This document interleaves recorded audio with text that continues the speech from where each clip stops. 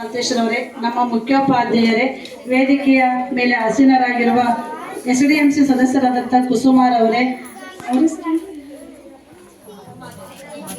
ಅಕ್ಮಾಲಿಯವರೇ, ಮತ್ತೆ ವಿನೋದಮ್ಮನವರೇ, ಅಂಗನವಾಡಿ ಟೀಚರ್ ಅವರೇ, ಬಸಣ್ಣವರೇ, ಎಲ್ಲ ವೇದಿಕೆಯ ಮುಂಭಾಗದಲ್ಲಿರ್ತಕ್ಕಂಥ ಎಲ್ಲ ಪೋಷಕ ವರ್ಗದವರೇ, ಎಲ್ಲ ಮುದ್ದು ಮಕ್ಕಳೇ, ಎಲ್ಲ ನನ್ನ ವೃತ್ತಿ ಬಾಂಧವರೇ.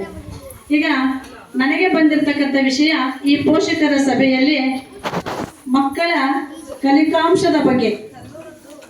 ನಿನ್ನೆ ಕಲಿಕಾಂಶ ಅಂದ್ರೆ ಏನಪ್ಪಾ ಅಂತಂದ್ರೆ ಮಕ್ಕಳು ಮನೆಯಲ್ಲಿ ಹೇಗೆ ಓದ್ತಾ ಇದ್ದಾರೆ ಅನ್ನೋದ್ರ ಬಗ್ಗೆ ನಿನ್ನೆ ಒಂದು ವಿಡಿಯೋವನ್ನ ಮಾಡಿ ಬಿಡ್ಲಿಕ್ಕೆ ಹೇಳಿದ್ವಿ. ಮಕ್ಕಳಿಗೆ ನೀವು ಕಲಿಕಾ ವಾತಾವರಣವನ್ನ ಸೃಷ್ಟಿ ಮಾಡ್ಕೊಡ್ಬೇಕು. ಮನೆಯಲ್ಲಿ ಅವ್ರು ಬಂದ ತಕ್ಷಣ ಒಂದು ಅರ್ಧ ಗಂಟೆ ಆಟ ಆಡ್ತಾರೆ. ಆಟ ಆಡಿದ್ಮೇಲೆ ಅವರಿಗೆ ಒಂದು ರೂಮಿನಲ್ಲಿ ಒಂದು ಮೂಲೆಯನ್ನ, ಒಂದು ಕುರ್ಚಿ, ಒಂದು ಟೇಬಲ್ ಅನ್ನ ಇಟ್ಟು ಅವರಿಗೆ ಬೇಕಾದಂತ ಪುಸ್ತಕಗಳನ್ನ ಜೋಡಿಸಿಟ್ಕೊಂಡು ಅವರಿಗೆ ಬೇಕಾದಂತ ಕಲಿಕೋಪಕರಣಗಳನ್ನ ಇಟ್ಕೊಂಡು ಅವರಿಗೆ ಓದ್ಲಿಕ್ಕೆ ಏನೇನ್ ಬೇಕೋ ಆ ಎಲ್ಲ ಒಂದು ವ್ಯವಸ್ಥೆಯನ್ನ ಪೋಷಕ ವರ್ಗದವರು ಮಾಡ್ಕೊಡ್ಬೇಕು.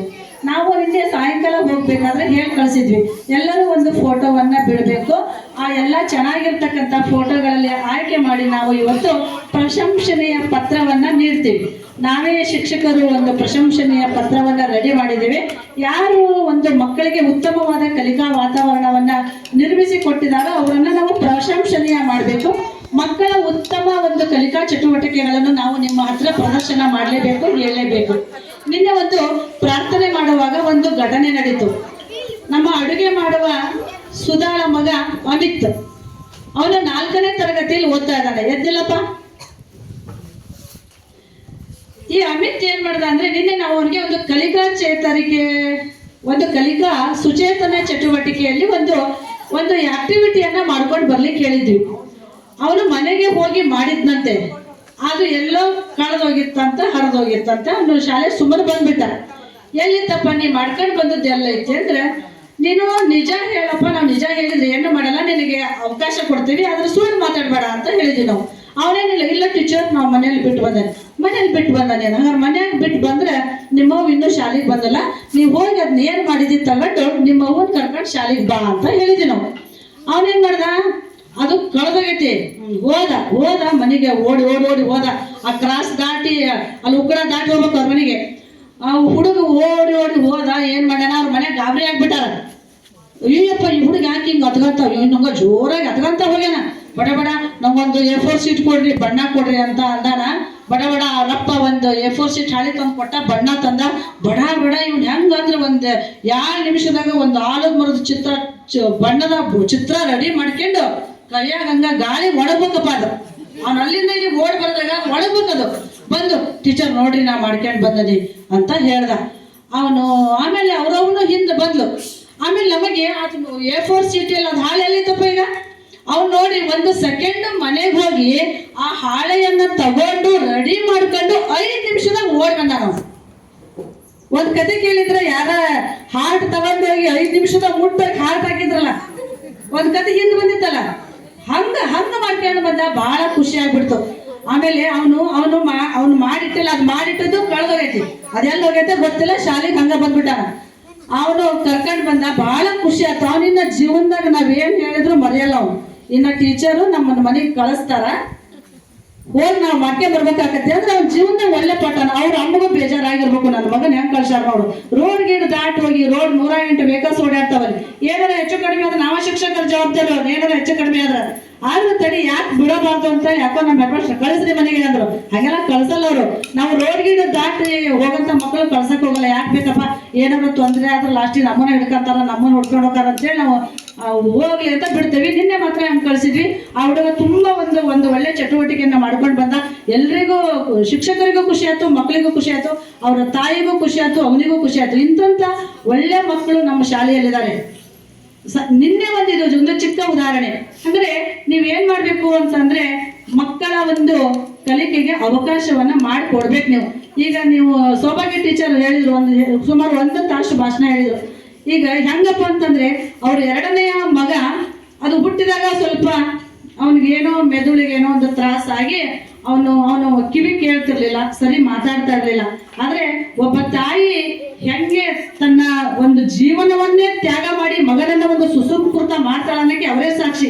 ಈಗ ಅವನಿಗೆ 20 ವರ್ಷನ 22 ವರ್ಷ ನಮಗೆ 23 ವರ್ಷ 23 ವರ್ಷ ನಮಗೆ ನೋಡ್ರಿ ನಮ್ಮ ಚೆನ್ನಾಗಿರೋ ಮಕ್ಕಳನ್ನೇ ನಮಗೆ ಸಾಕಿ ಸಲಹಿ ಜೋಪಾನ ಮಾಡಕ್ ಹೋಗಲ್ಲ ಏನಾರ ಇವಾಗತ್ತ ಅಂತ ಬಿಡ್ತೇವೆ ಆಗ್ತದ. ಒಳ್ಳೆ ಮಕ್ಕಳು ಹುಟ್ಟಿದ್ರು ಸುಧಾರ್ಸಕ್ಕಾಗಲ್ಲ, ಒಳ್ಳೆ ಸ್ಟೂಡೆಂಟ್ ಇದ್ರು ಸುಧಾರ್ಸಕ್ಕಾಗಲ್ಲ. ಅವರು ಈಗ ಇತ್ತೀಚೆಗೆ ಅವನಿಗೆ ಒಂದು ಕಿವಿ ಆಪರೇಷನ್ ಅನ್ನ ಮಾಡಿ ಮಾತನ್ನ ಕಲಿಸಿ ಆ ಮಗನನ್ನ ಒಳ್ಳೆ ವ್ಯಕ್ತಿಯನ್ನಾಗಿ ಮಾಡಿದ್ದಾರೆ.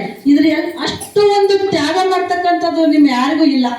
ಅಷ್ಟು ಅವರಷ್ಟು ಕಷ್ಟಪಟ್ಟು ಮಾಡ್ತಕ್ಕಂಥ ಒಂದು ಕಷ್ಟ ನಿಮ್ಗೆ ಯಾರಿಗೂ ಇಲ್ಲ. ಎಲ್ರಿಗೂ ಒಳ್ಳೆ ಬುದ್ಧಿವಂತ ಮಕ್ಕಳು ಹುಟ್ಟಿದ್ದಾರೆ, ಒಳ್ಳೆ ಮಕ್ಕಳಿದ್ದಾರೆ, ಎಲ್ಲ ಹೃದಯವಂತ ಮಕ್ಕಳು, ಬುದ್ಧಿವಂತ ಮಕ್ಕಳು, ಸುಂದರವಾದ ಮಕ್ಕಳು. ಅವರನ್ನ ನೀವು ಸುಸಂಸ್ಕೃತರನ್ನಾಗಿ ಮಾಡೋದು ಕಷ್ಟ ಇಲ್ಲ. ಅವರೆಲ್ಲರ ಜೊತೆಗೂ ನೀವಿರಬೇಕು. ಅಂದ್ರೆ ಶಾಲೆಗೆ ಮನೆ ಬಂದ ತಕ್ಷಣ ಒಂದ್ ತಾಸು ಆಟ ಆಡಿದ್ಮೇಲೆ ಒಳ್ಳೆ ಸಂಸ್ಕಾರಗಳನ್ನ ಕಲಿಸ್ಬೇಕು. ಕಲಿಸ್ಲಿಲ್ಲ ಅಂತಂದ್ರೆ, ಸಂಸ್ಕಾರ ಇಲ್ಲ ಅಂತಂದ್ರೆ ಜೀವನನೇ ಇಲ್ಲ. ಎಲ್ಲ ಮಾಡಿ ನಮ್ಮ ಸಂಸ್ಕಾರ ನಮ್ಮ ವರ್ತನೆಯಲ್ಲೇ ಗೊತ್ತಾಗುತ್ತೆ. ಅದಕ್ಕೆ ನೀವೇನ್ ಮಾಡ್ಬೇಕು ಅಂತಂದ್ರೆ ಕಲಿಕಾ ವಾತಾವರಣವನ್ನ ಸೃಷ್ಟಿಸಿ ಕೊಡ್ರಿ, ಮಕ್ಕಳಿಗೆ ಓದಿಸ್ರಿ. ಎಲ್ಲಾ ತಾಯಂದ್ರಿಗೂ ಆಸೆ ಇರ್ತತಿ ಏನಂತ, ನನ್ನ ಮಗ ಚೆನ್ನಾಗಿ ಓದ್ಬೇಕು, ನನ್ನಂಗೆ ಆಗ್ಬಾರ್ದು ಅಂತೇಳಿ. ನಾನು ಕೂಡ ಒಂದು ಬಡ ಕುಟುಂಬದಲ್ಲಿ ಹುಟ್ಟಿದವಳು. ನನ್ನ 3 ಜನ ಹೆಣ್ಮಕ್ಳು, ನನ್ನ ಅಕ್ಕಂದಿರು ಬರೀ 2ನೇ ಕ್ಲಾಸ್ ಓದಿದ್ದಾರೆ. ನಾನು ಒಬ್ಬಳು ಹಠ ಮಾಡಿ ಓದಿದ್ದೀನಿ. PUC ಆದ್ಮೇಲೆ ನಮ್ಮಪ್ಪ 1 ವರ್ಷ ನಾನು ಶಾಲೆ ಬಿಡಿಸ್ಬಿಟ್ಟಿತ್ತು. ಆಮೇಲೆ ನಾನು ಊಟ ತಿಂಡಿ ಬಿಟ್ಟದಕ್ಕೆ ಮತ್ತೊಂದು ವರ್ಷ ಒಂದು 5,000 ರೂಪಾಯಿ ಡೊನೇಷನ್ ತರಬೇಕಾದ್ರೆ ನಮ್ಮಪ್ಪ ಸಾವಿರಾರು ಊರು ತಿರುಗಿ ಸಾಲ ಮಾಡಿ ನನಗೆ ಒಂದು TCH ಓದಿಸಿದ್ರು. ಆಮೇಲೆ ಒಂದು ಕೆಲಸ ಅಂತ ಸಿಕ್ತು. ಹಂಗಾದ್ರೆ ನನಗೂ ಕೂಡ ಬಹಳ ಓದ್ಬೇಕು ಅಂತ ಆಸೆ ಇತ್ತು. ನನಗೆ ಅವಾಗ ಓದಿಸಿದ್ರೆ ಡಾಕ್ಟರ್ ಆಗ್ತಿದ್ನೋ, ಇಂಜಿನಿಯರ್ ಆಗ್ತಿದ್ನೋ, ಮಹಾನ್ ವ್ಯಕ್ತಿ ಆಗ್ತಿದ್ನೋ ಗೊತ್ತಿಲ್ಲ. ಅಂತ ಒಂದು ಕಲಿಕಾ ವಾತಾವರಣ ಅವಾಗ ಇರಲಿಲ್ಲ. ಆದ್ರೆ ನನಗೆ ಅಂತ ಸೌಭಾಗ್ಯ ಇರಲಿಲ್ಲ. ಆದ್ರೆ ನನ್ನ ಮಕ್ಕಳನ್ನಾದ್ರೂ ನಾನು ಒಳ್ಳೆ ಬುದ್ಧಿವಂತರನ್ನಾಗಿ ಮಾಡ್ಬೇಕು ಅಂತ ಹೇಳಿ ಒಬ್ಬ ಮಗಳು ಬ್ಯಾಂಕ್ ಮ್ಯಾನೇಜರ್ ಆಗಿದ್ದಾಳೆ, ಒಬ್ಳು ಡಾಕ್ಟರ್ ಆಗಿದ್ದಾಳೆ, ಒಬ್ಳು ಇಂಜಿನಿಯರ್ ಆಗಿದ್ದಾಳೆ. ಆ ಮಕ್ಕಳು ಯಾವಾಗ್ಲೂ ಹೇಳ್ತಿದ್ದೆ, ನನಗೆ ನಿಮ್ಮಂಗೆ ಏನಾದ್ರೂ ಓದಿಸ್ಬಿಟ್ಟಿದ್ರೆ ನಾ ದೊಡ್ಡ ಡಾಕ್ಟರ್ ಆಗ್ತಿದ್ದೆ, ದೊಡ್ಡ ಇಂಜಿನಿಯರ್ ಆಗ್ತಿದ್ದೆ, ವಿಶ್ವೇಶ್ವರಯ್ಯನ ಆಗ್ತಿದ್ದೆ ಅಂತ ಹೇಳ್ತಿದ್ದೆ. ಅದಕ್ಕೆ ನಮ್ಮ ಮಕ್ಕಳು ಸಾಧನೆ ಮಾಡೋದು ಮುಖ್ಯ ಅಲ್ಲ, ನಾವು ಟೀಚರ್ ಮಕ್ಕಳು. ಆದ್ರೆ ನೀವು ನಮ್ಮ ಕೈಯಲ್ಲಿ ಕಲಿತಂತ ನಮ್ಮ ವಿದ್ಯಾರ್ಥಿಗಳು ಮುಂದೊಂದು ದಿನ ನೀವು ಪೊಲೀಸರಾಗ್ತಿರೋ, ಟೀಚರ್ ಆಗ್ತಿರೋ, ಸಮಾಜ ಸೇವೆ ಮಾಡ್ತಕ್ಕಂಥ ವ್ಯಕ್ತಿಗಳಾಗ್ತಿರೋ, ಮುಖ್ಯಮಂತ್ರಿ ಆಗ್ತಿರೋ, ಪ್ರಧಾನಮಂತ್ರಿ ಆಗ್ತಿರೋ, ಮಂಡಲ ಪಂಚಾಯತಿ ಅಧ್ಯಕ್ಷರಾಗ್ತಿರೋ, ಲಾಸ್ಟಿಗೆ ನಮಗೆ SDMC ಅಧ್ಯಕ್ಷರಾಗಿನೂ ಬರ್ಬೋದು. ಹೌದಾ? ಲಾಸ್ಟಿಗೆ SDMC ಅಧ್ಯಕ್ಷ ನಾನೇ ಅಂತಾನೆ ಹಾಗೂ ಆಗ್ಬಿಡ್ತೀರಿ. ಅದಕ್ಕೆ ಎಲ್ಲ ನಮ್ಮಲ್ಲಿ ಇರ್ತಕ್ಕಂಥ ಮಕ್ಕಳು ಎಲ್ಲರೂ ಕೂಡ ಚೆನ್ನಾಗಿ ಓದ್ಬೇಕು. ನೌಕರಿ ಹಿಡಿಯೋದು ಒಂದೇ ಗುರಿ ಅಲ್ಲ, ಎಲ್ಲಾ ತರದ ಒಂದು ವೃತ್ತಿ ರಂಗದಲ್ಲೂ ಕೂಡ ಸಾಧನೆ ಮಾಡಬೇಕು. ಮತ್ತೇನಪ್ಪಾ ಅಂತಂದ್ರೆ ನಿಮ್ಮ ಒಂದು ಗಮನ ನಿಮ್ಮ ಮಕ್ಕಳ ಮೇಲೆ ಇರಲಿ. ನಿಮ್ಮ ಮಕ್ಕಳಿಗಾಗಿ ಸ್ವಲ್ಪ ಸಮಯವನ್ನ ಮೀಸಲಿಡಿ. ಅವರ ಅಭಿವೃದ್ಧಿಗಾಗಿ ಪೋಷಕರು, ಶಿಕ್ಷಕರು, ಎಲ್ಲ ಸಮಾಜದವರು ಶ್ರಮಿಸಿ ನಮ್ಮ ಮಕ್ಕಳನ್ನ ಉತ್ತಮ ಸತ್ಪ್ರಜೆಗಳನ್ನಾಗಿ ಮಾಡೋಣ ಅಂತ ಹೇಳ್ತಾ ಒಂದೆರಡು ಮಾತುಗಳನ್ನು ಮುಗಿಸುತ್ತೇನೆ. ಜೈ ಹಿಂದ್, ಜೈ ಕರ್ನಾಟಕ.